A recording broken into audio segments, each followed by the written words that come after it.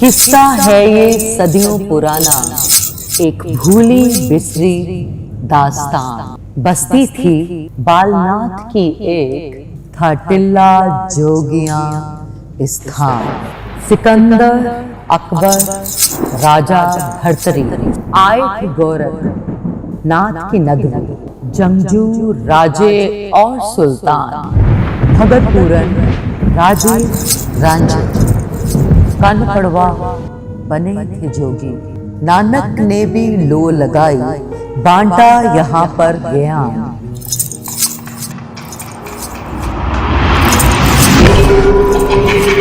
वक्त बदला, रूप बदला, बदले कितने चेहरे। जोगियों के रूप में आए नाग, नागन, सपेरे। फिर योग रहा ना संजोग रहा, बस रह गया एक ही रोग।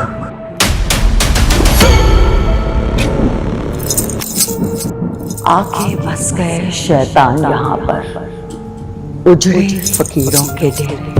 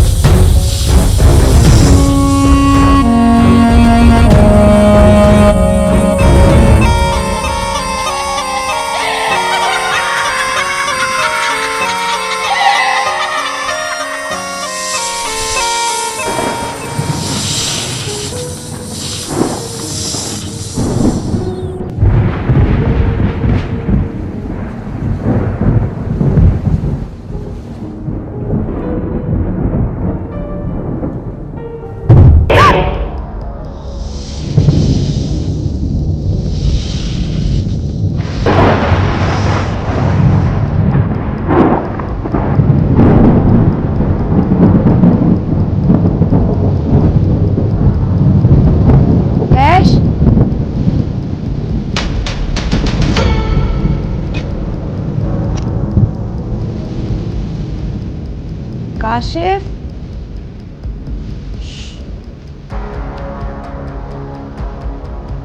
कैश,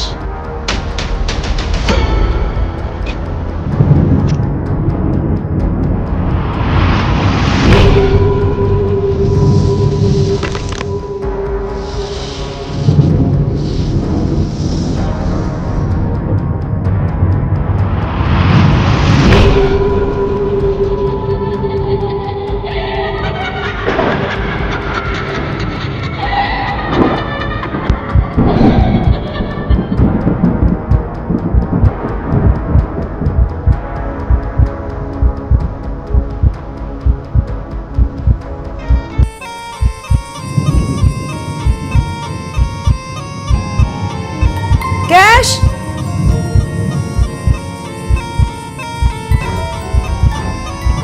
काशिफ,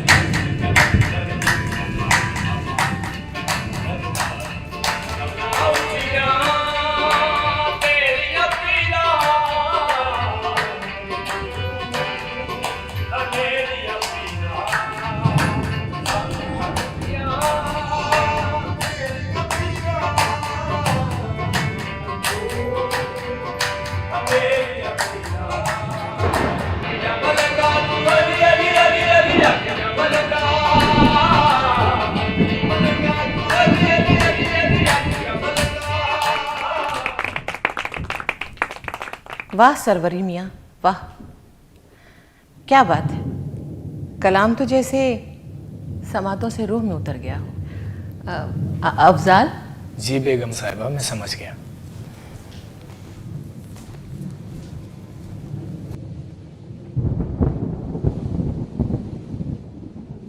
बेगम साहिबा आपकी नवाजिश है और ख्वाजा जी सरकार की नज़र है कि आज के दौर में भी उनकी रवायत को आगे चला रहे हैं। कभी ये काम रियाजत हुआ करता था, अब तो इबादत जैसा ही है। वाह, ये रियाजत, मोहब्बत और इबादत की भी खूब कही मियाँ। जी बेगम साहिबा, दुरुस्त फरमाया। ख्वाजा जी सरकार ने मोहब्बत से ही पूरे हिंदुस्तान को अब नवा बना दिया। कभी कभी तो शाहजी पूछा करते कि फलक आरा, ये मोहब्बत और इबादत में क्या फ़र्क है? तो मैं कह देती कि दोनों चीज़ें तो अलग अलग हैं। और वो बड़े प्यार से मुस्कुरा के कह देते कि पल ये लो के मोहब्बत और इबादत अलग नहीं, बल्कि दो का एक होना है। जब तक माबूद को महबूब ना बनाया जाए, इबादत तो बस एक आदत ही होती है। बेगम साहिबा, अगर हम मोहब्बत को रास्ता ही ना दे तो? मोहब्बत अपना रास्ता खुद बनाती है जिया, इसको किसी की इजाज़त की ज़रूरत नहीं होती। हाँ, बस होम्योपैथिक होती है, आहिस्ता आहिस्ता असर करती है। और जबकि नफ़रत एलोपैथिक होती है, फौरी रिएक्शन आता है और लोग इसको हकीकत मान लेते हैं। बेगम साहिबा, ये आपके दस्ते शफ़क़त ही है जो हर साल आपकी खिदमत में हाजिर हो जाता हूँ, वरना ये फ़न तो आहिस्ता आहिस्ता ख़त्म होता जा रहा। अब तो बस फ़न से ज़्यादा अकीदत ही है जो हमें ज़िंदा रखे हुए है। हाँ सरवरी मियाँ, सच फरमाया आपने। अब तो लोग कौल के पक्के नहीं रहे, कवाली के कहाँ रहेंगे। देखो मियाँ, नफ़रत करने वालों का सबसे बड़ा हथियार तशद्दुद होता है, और तशद्दुद हमेशा बाकी नहीं रहता। और लोगों को नफ़रत में क़ैद नहीं, मोहब्बत में आज़ाद करना सीखना चाहिए। और आप अपने कलाम के ज़रिए यही तो करते हैं। और अगर मोहब्बत किसी को दस्तरस में लाने के लिए काफ़ी ना हो तो? अरे जिया, मोहब्बत क़ैद में आके मोहब्बत नहीं, तसल्लुत बन जाती है। और तसल्लुत तो ज़बरदस्ती होता है। सरवरी मियाँ, खाना खा के जाइएगा। हाँ ठीक है, चलो जिया। नेहा तैयार हो गई? जी जी बेगम साहिबा, वो थोड़ी देर में तैयार हो जाएगी। आप अंदर चलिए, मेहमान इंतज़ार करते होंगे।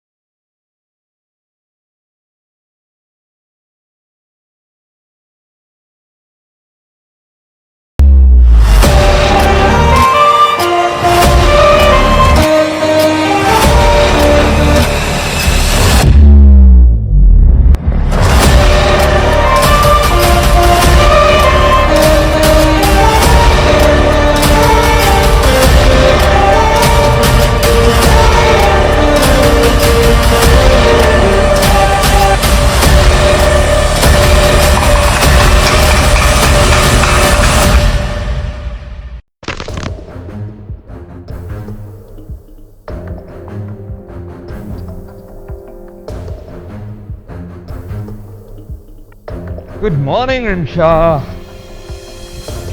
एम सॉरी यार, मैं ज़रा लेट हो गया, बल्कि मैं तो ऑफिस से भी लेट हो गया हूँ। अरे ये क्या, तुमने अभी तक ब्रेकफास्ट नहीं किया?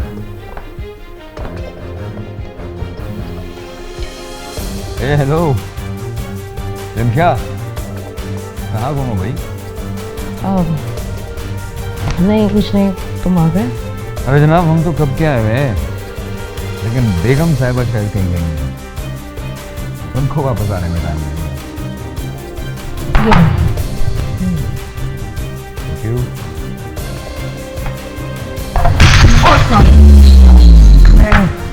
साफ कर रहे थे। अरे रिलैक्स रिलैक्स, बुरी डोंट डू दैट। रजिया साफ कर देती है। रजिया, रजिया, मगर ये ग्लास टूट गई। ओह गॉड। अरे तुम तो ऐसे परेशान हो रही हो कि शायद इस घर में एक ही ग्लास था। जस्ट रिलैक्स, और मंगवा देंगे। हाँ, ग्लास टूट जाए तो और आ जाता है, वो भी टूट जाए तो फिर और आ जाता है, फिर तीसरा भी आ जाता है। लेकिन टूटे हुए ग्लास की कुर्सियाँ घर से बाहर क्यों फेंक देते हैं? क्यों काशी? ओह, सुबह सुबह बलसा भाई, जाहिर है ग्लास टूटा है, उसकी खिड़कियां हाथ या पांव जख्मी कर सकती हैं, उसे साफ करना पड़ता है। और बाय द वे, ये तुम्हें क्या हो गया? तुम क्या अजीब अजीब सी बातें कर रही हो?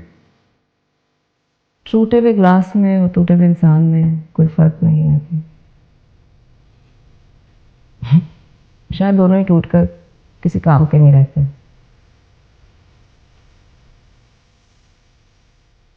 मुझे भी अपना शोकेस में रखे हुए ग्लास की तरह लगने लगा है। अगर मैं भी टूट गई तो मेरी जगह कोई और। अच्छा जनाब, तो ये मसला है। देखो रिंशा, अभी कल ही तो तुम्हें समझाया था, फिर तुम ऐसी बातें कर रही हो। तो क्या तुम मुझे भी? अरे नेवर एवर, कम ऑन रिंशा, तुम हर दफा ये बातें क्यों सोचती हो? देखो, मैं मानता हूं कि मैंने दूसरी शादी तुमसे की है, मगर मेरी पहली मोहब्बत तो तुम ही हो। तुम क्यों भूल जाती हो ये बातें? हर मर्तबा तुम्हें याद दिलाना पड़ता है। मैं मानता हूं कि मैंने दूसरी शादी औलाद के लिए की है, मगर मोहब्बत तो तुम्हारा और मेरा मामला है ना। ये किसी तीसरे के आने या ना आने से कम नहीं है।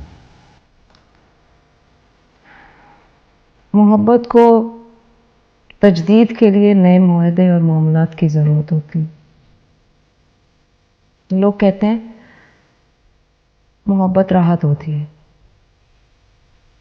लेकिन कैश, अगर मोहब्बत मुशक्क़त बन जाए ना, तो राहत नहीं थकावट बन जाती है। और मुझे लगता है कि तुम थक ना जाओ।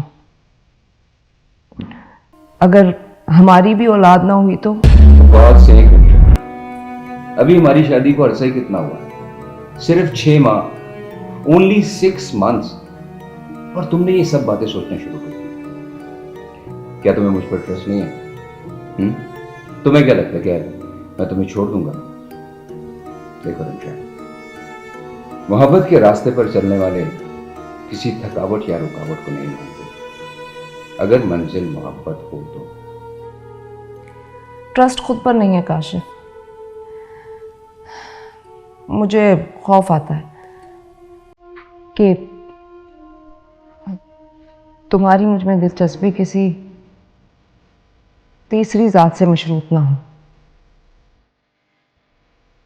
और फिर देखो रिंशा, मोहब्बत एक रिश्ता, एक खैर मशरूत रिश्ता, और दिलचस्पी एक कैफियत है। तुम मेरी मोहब्बत को एक वक्त की जरूरत ना समझो। I am always with you. मैंने तुम्हें अपनाया है किसी वक्ती जरूरत के तहत नहीं, बल्कि एक अटूट रिश्ते के तौर पर। और शायद अब मुझे किसी तीसरी जात की जरूरत भी ना पड़े। Now smile please, smile please. अरे बेगम साहबा की मुस्कुराहट के बगैर दिन का आगाज करूंगा तो दिन अच्छा कैसे गुजरेगा? तुम भी ना रोमांटिक होने का मौका कोई हाथ से जाने नहीं देते। और आप परेशान होने का कोई भी मौका हाथ से नहीं लेंगे। Okay, I have to leave for the office. अरे हाँ, याद आया, वो तुम्हारी अपॉइंटमेंट थी ना डॉक्टर?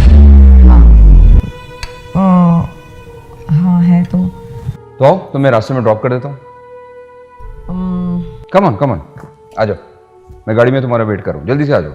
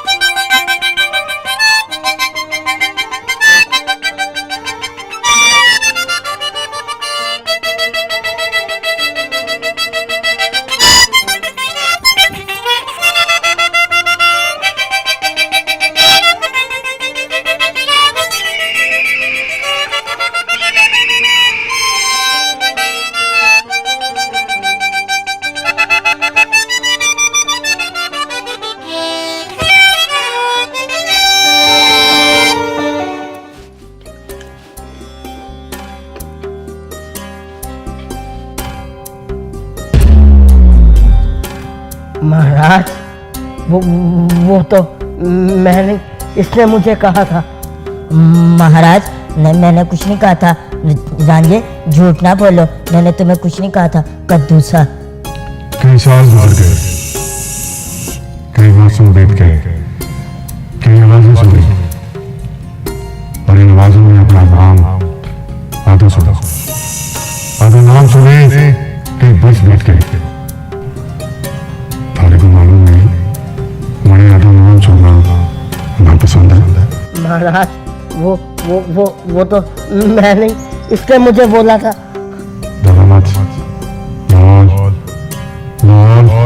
वेलकम महाराज, वेलकम।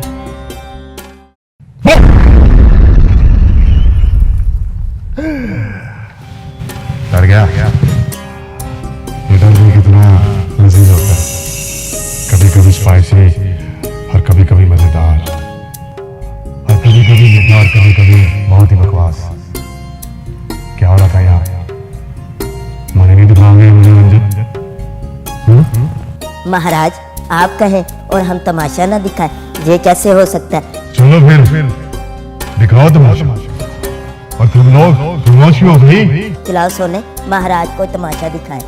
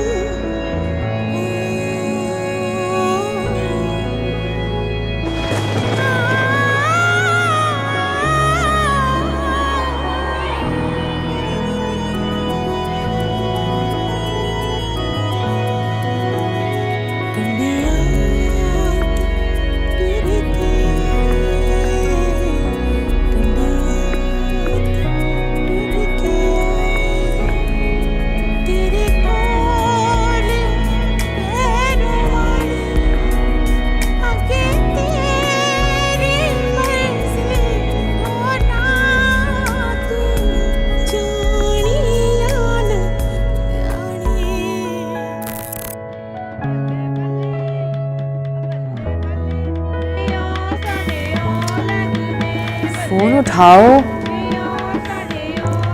लड़की फोन क्यों नहीं उठा रही? This is so bad. तुम्हें पता है ना तुम्हें यहाँ पे आना था, अभी तक तुम नहीं पहुंची। आई एम सो सॉरी यार, तुम्हें तो पता है आई वॉज रेडी, लेकिन एंड टाइम पर वाजिद को ज़रूरी काम याद आ गया। जैसे ही वो आता है हम लोग निकलते हैं। पिछले 4 घंटे से तुम्हारे 20 मिनट नहीं खत्म हो रहे। नीचे बारात आई हुई है, मौलवी साहब निकाह पिराने वाले हैं और तुम अभी तक नहीं पहुंची। जाने मन ओनली 20 मिनट्स यार। तुम ऐसा करो, रुखसती के बाद आ जाओ। वैसे कितनी बेमुरवत हो तुम, इतनी जल्दी है तुम्हें महबूब के दूल्हा बनते ही दोस्त को भूल गई। तुम बकवास ना करो ज्यादा, आई समझ। याद है वो तुम ही थी जो उसकी सिफारिशें करती थी। अपना दिल तुम्हारे लिए हाथ में लेके फिर रहा है, प्लीज एक मौका दे दो। जी जी मैंने ही कहा था बात कर लो, लेकिन ये थोड़ी कहा था कि उस और मजनू भी वो जो सहरा में भटकने की बजाय सीधा बारात लेकर घर में आ गया। उस मजनू की साली साहिबा, ये जरूरी तो नहीं ना कि लैला मजनू के प्यार को तरसे और हर लैला आंसू बहाए। ये आज का मजनू है इतने सालों में कहानी में कुछ तो ट्विस्ट आना चाहिए ना। 21वीं सदी है। दिस इज कूल, मतलब कि हमारी लैला ने कहानी ही बदल दी। खुदा उस मजनू पर रहम करे, उसका हाल पुराने मजनू जैसा ना हो। आई नो कि चेहरा मुझ जैसा प्यारा नहीं है, लेकिन कम से कम बात तो प्यारी कर लिया करो। अरे मेरी जान, ट्रस्ट मी, मौलवी साहब के आने से पहले ही पहुंच जाऊं। यार वाजिद आने वाला है, और दूल्हे मियाँ की क्या मजाल जो मेरे आने से पहले तुम्हें ले जाए। अच्छा, लेकिन जल्दी आओ, और अगर तुम वक्त से ना आई तो बारात दूल्हे समेत मैं तुम्हारी तरफ ले आऊंगी। हाय, इतना हौसला है तुम में। तूफानों के रुख तो मोड़ सकती हो, लेकिन अपने महबूब की बारात का नहीं। अगर तुम 20 मिनट में ना पहुंची तो मैं तुम्हारा सर जरूर फोड़ सकती हूँ। अरे हाँ, ये तो मैंने सोचा ही नहीं। ये तो तुम वाकई कर सकती हो, मुझे सर नहीं तुड़वाना। आ रही हूँ ना बाबा। लो, गाड़ी के हॉर्न की आवाज आ गई। मेरे आने से पहले रोना मत, मेकअप खराब हो जाएगा। शराब, जल्दी आओ तुम।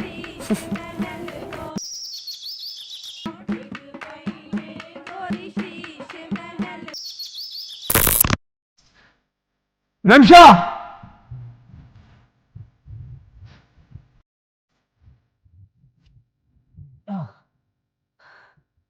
रमशा, क्या हुआ? आ रही हूँ। एक तो सबर नहीं है तुम्हारे में। रजिया, पानी लेकर आओ। ये कौन है? ये लड़की कहाँ से आई है? मैं नहीं जानता कि ये कौन है। मैं तो पोर्च से गाड़ी बाहर निकाल रहा था तो देखा कि ये वहां गेट के पास बेहोश पड़ी हुई थी। और तुम उसे घर के अंदर ले आए, एक अनजान लड़की को? Are you serious?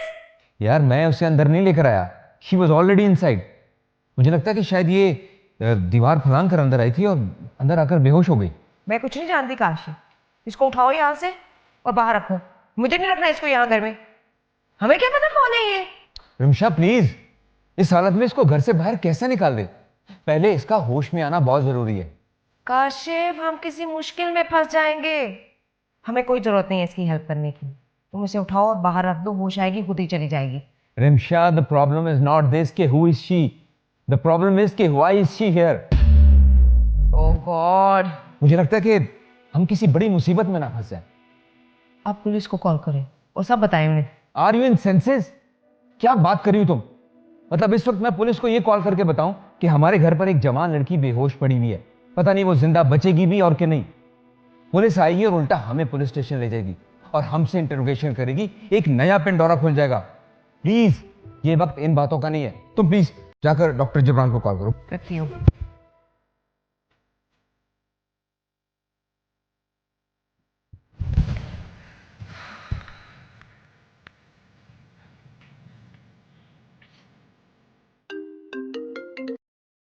Hello Jibran, कहाँ हो तुम? हेलो मिसेस काशिफ, मेरा मतलब है रिमशा, कैसी हो? अरे वाह, क्या बात है, ज़हन नसीब कि आपने हमें याद किया। अरे हमने कहाँ जाना है, हम हमारी तन्हाई, हॉस्पिटल, मरीज, बस एक दूसरे के साथ बैठ के बातें करते रहते हैं। अकेले बैठे हो तो अपनी मेडिसिन के साथ खेलते रहते हो। कैसे याद किया आपने हमें? गलती से नंबर तो नहीं लग गया? अच्छा शराब, लगता तो यही है कि तुम्हें गलती कर ली फोन करके। कभी तो सीरियस हो जाया करो। जल्दी से घर आ जाओ, इमरजेंसी है। शट अप, बहुत बुरा कहती है। आता हूँ। एक तो आप लोगों को हमेशा मेरी याद जो होती है ना, वो इमरजेंसी में आती है। कभी वैसे भी याद कर लिया करो। अच्छा, एक बात तो बताओ, आपके शौहरे नामदार तो ठीक है ना? उनकी तबीयत तो मेरा मतलब ठीक ही होगा, उसे क्या होना है, हर वक्त तो घर में बैठा रहता है। उफ, तुम्हारी ये फजूल बातें खत्म ही नहीं होती यार। तुम जल्दी से घर आ जाओ, मैं सीरियस हूँ बहुत। तुम आओ घर। जिब्रान, बकवास ही करते रहोगे यहाँ पर आओगे भी? मेरा ख्याल है आवाज आ गई होगी अब तुम्हें। इतनी इज्जत अफजाई काफी है ना? अब जल्दी से आ जाओ। अरे इतने तकल्लुफ की क्या जरूरत है, हम तो वैसे ही आ रहे थे। देखें, एक तो फ्री होम सर्विस और दूसरा सुनने को कितनी बातें। हाय, क्या करें, दोस्ती जो कर बैठे आप लोगों के साथ। दोस्ती में सब कुछ बर्दाश्त तो करना ही पड़ता है। अच्छा, आते हैं। और सुनो, खाना आप लोगों के साथ खाऊंगा, इतनी फीस तो बनती है ना मेरी। ओके, अच्छा लगा होगा तुम्हें ये सुन के। ओके भाई, ठूस लेना आके, जल्दी आ जाओ।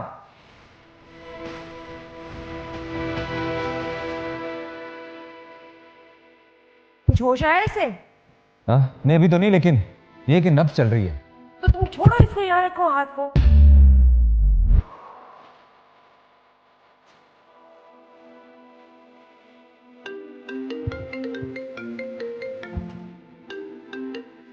हेलो। हाँ यार तुम एक काम करो कि तुम ना आज की सारी मीटिंग्स थोड़ी डिले कर दो। I will be a bit late. बल्कि तुम एक काम करो कि आज की सारी मीटिंग्स कैंसिल ही कर दो, शायद मैं ना आ पाऊँ। हाँ देख लेना यार सारे मामला प्लीज़, इट्स एन इमरजेंसी। हाँ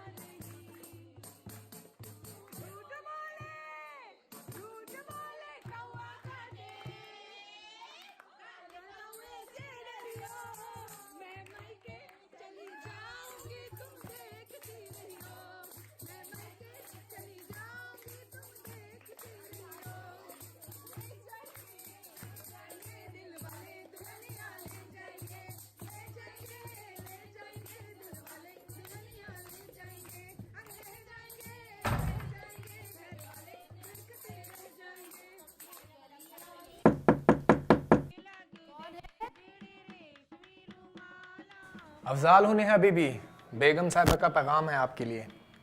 अच्छा आई।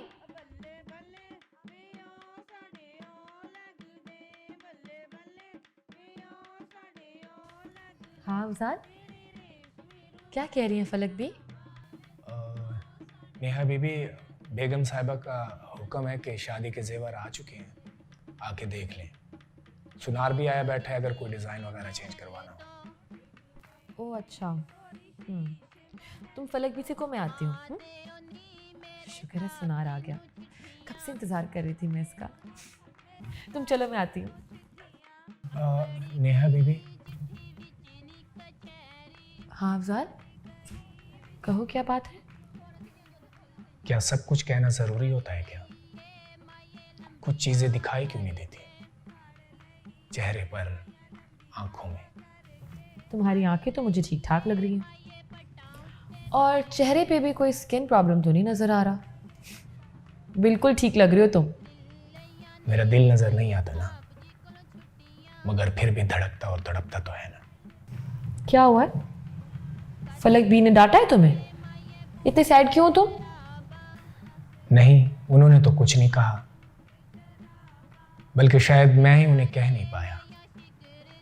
अगर इंसान कहने की हिम्मत कर लेना तो सहने की अजियत से बच जाता है। खैर, मैं बेगम साहिबा को कह देता हूँ कि आप आ रही हैं, इजाज़त चाहता हूँ।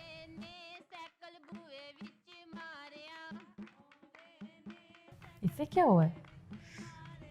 खैर, मैं जाकर अपने गहने देखती हूँ। इसे कहते हैं अजीम मोहब्बत की छोटी सी दास्तान। सोने, कब से कैद हो उसकी मोहब्बत में? महाराज, ये तो मुझे याद नहीं, मगर इतना याद है कि जब हम छोटे थे तो मैं इसकी जुल्फ का आसिर और ये मेरी आंखों पे मर मिटी थी महाराज। मतलब कि तुम इससे भी ज्यादा कभी छोटे थे। बहुत खूब, बहुत खूब। महाराज, हम तो बढ़ नहीं सके, मगर हमारी मोहब्बत इतनी बढ़ गई कि मैं चांदी के लिए आसमान से तारे भी तोड़ कर ला सकता हूँ महाराज। बस बस रहने ही दो, पेड़ से अमरूद तो तुमसे तोड़े नहीं जाते और आसमान से तारे तोड़ने की बात कर रहे हो। वो तो शाख तक मेरा हाथ नहीं पहुँच सका, नहीं तो क्या अमरूद और क्या अमरूद का शोरबा। अरे आओ पिद्दी और पिद्दी का शोरबा। चल अब मनोरंजन शुरू कर, फिर से दिखा मणे अपना ये जश्न। ठहर ठहर ठहर ठहर ठहर, जरा मुझे मंजरी संभालने दे। कहा भी था अपने नाप की मंजली लाना, मेरा आधा पाव का रांझा और बड़ी मंजली है। चल ठहर जरा, मुझे अब खीर बनने दे। अरे खाला की, चाची की, मम्मी की, फुफ्फी की, दादी की। अरे ही रांझा भी अब साशी पैक में दसियाब है।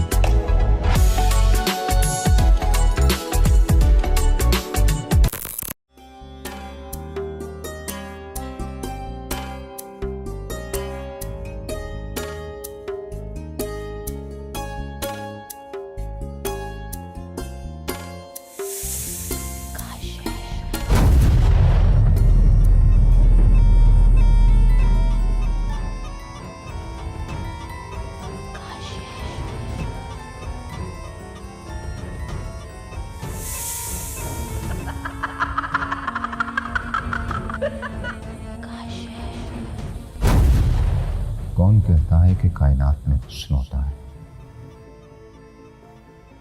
हुस्न ही में तो कायनात है, और मेरी कायनात मेरे सामने है। सरापा हुस्न, सरासर हुस्न। क्या ये मैं हूं जो नजरें हटा नहीं पा रहा, या मशहूर कर दिया गया और खुद को किसी दिलनशीन के सामने मजबूर पाता हूं? ओ मेरे खुदाया, ये मैं क्या सोच रहा हूं और क्यों? ऐसा क्या है जो मुझे इस जमाल रुख की जानिब खींचता जा रहा है?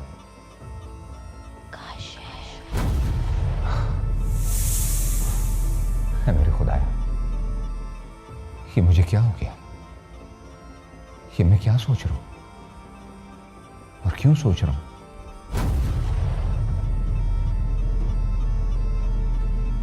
क्या ऐसा क्या मैं मबहूत हो रहा हूं?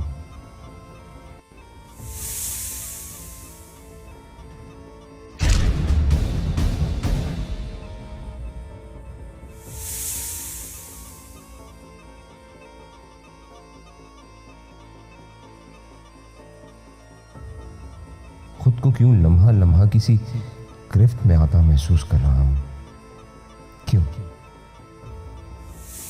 ये एक नजर जो इस सरापे पर है, जो इस चेहरे पर है, ये नजरें मेरी इस चेहरे पर से हट क्यों नहीं रही? ये नजर ही तो सारा मंजर है। इस मंजर में मैं हूं या ये मंजर मुझ में उतर रहा?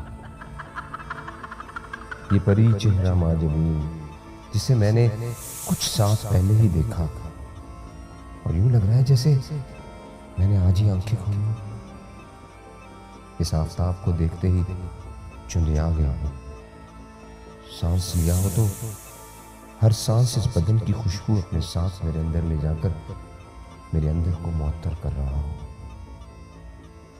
मेरी जात मेरे इख्तियार से बाहर किसी की दस्तरस में आ गई हो, और मैं लम्हा लम्हा इस दस्तरस में ना चाहते हुए भी जा रहा हूं।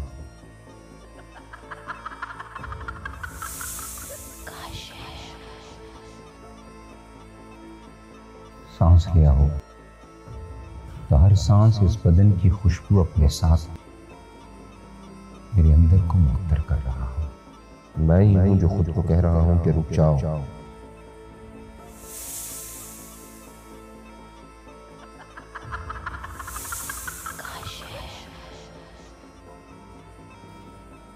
मेरी जात मेरे इख्तियार से बाहर किसी की दस्तरस में आ गई, और ना चाहते हुए भी लम्हा लम्हा उस दस्तरस में जा रहा हूं।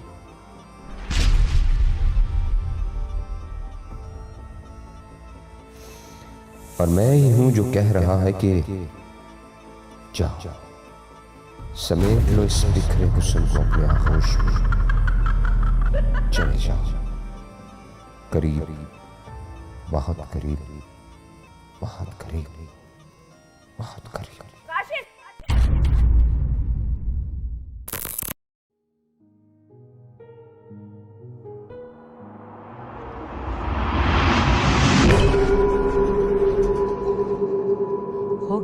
फिर से कहानी शुरू।